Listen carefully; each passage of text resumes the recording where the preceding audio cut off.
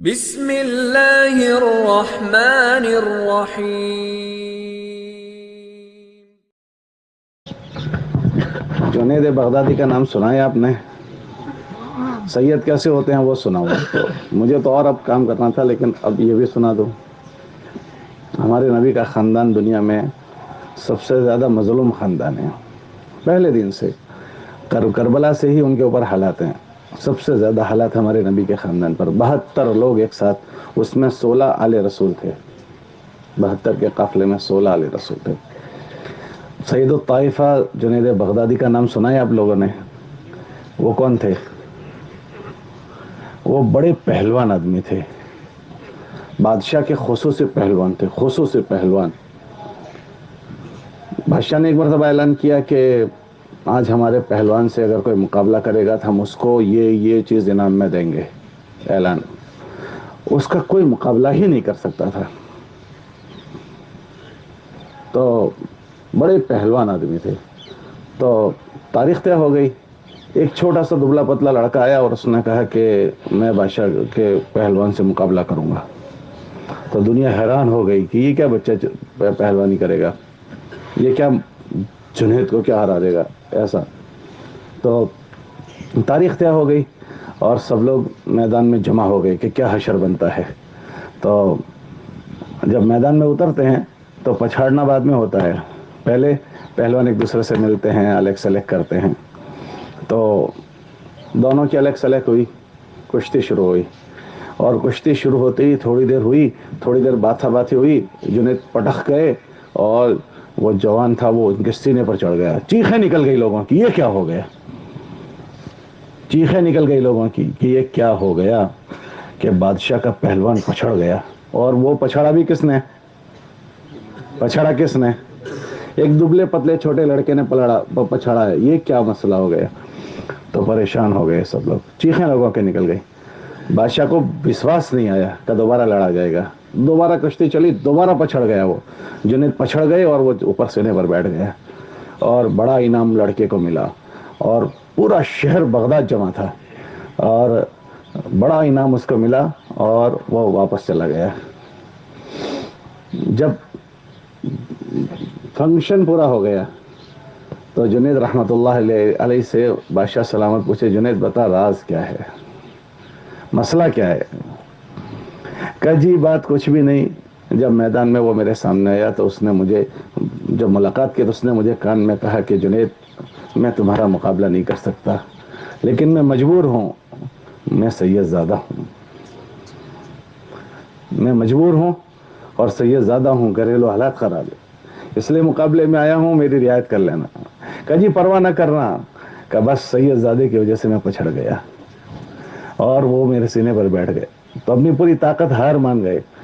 رات کو اللہ کے نبی علیہ السلام کے خواب میں زیارت ہوئی اور کہا تو نے میری نسل کی پرواہ کی ہے، آج ہی تم کو سید الطائفہ سارے اولیاء کا سردار بنایا جاتا ہے۔ تو اسی رات وہ پہلوان کیا بن گئے؟ سارے ولیوں کے بزرگوں کے سردار بنا دیے گئے۔ وہ تھے کون؟ وہ تھے پہلوان، لیکن سید زادے کی قدر، اور سید زادوں میں زیادہ تحقیق نہ کرو کہ سید ہے کہ نہیں ہے، لوگ بہت تحقیق کرتے ہیں کہ پتہ نہیں سید ہے کہ نہیں ہے۔ ایک مرتبہ ایک جگہ دکاڑ پڑا تو لوگ ہجرت کر کے ادھر ادھر گئے، تو ایک خاتون ہجرت کر کے اپنے بچوں کے ساتھ گئی، وہاں مسلمان مالدار تھا، تو اس کے پاس جا کر کہا کہ بھائی میں اس طرح ہوں، سید زادی ہوں، اور حالات کی وجہ سے اپنے گھر سے نکل کر یہاں آئی ہوں، مجھے آسرا دے دو، میرے ساتھ میری بچیاں ہیں۔ تو وہ مسلمان کہنے لگا کہ ہمیں کیا پتا کہ تو سید زادی ہے، تیرے پاس کیا پروف ہے، تیرے پاس کیا سند ہے؟ تو اس نے آسرا نہیں دیا۔ کسی نے کہا کہ یہاں ایک عیسائی رہتا ہے، وہ بھی بڑا مالدار ہے، بڑا سخی ہے، اس کے دروازے پر گئی کہ میں سید زادی ہوں، آسرے کی ضرورت ہے، مجھے پناہ کی ضرورت ہے، پناہ دے دو۔ تو اس نے پناہ دے دی، اس نے پناہ دے دی۔ رات میں اس مسلمان کو اللہ کے نبی علیہ السلام کی زیارت ہوئی کہ جنت ہے اور بڑا محل ہے اور یہ۔ تو اللہ کے نبی علیہ السلام نے کہا وہ آدمی اندر جانا چاہ رہا تھا تو اللہ کے نبی علیہ السلام نے اس کو روک دیا.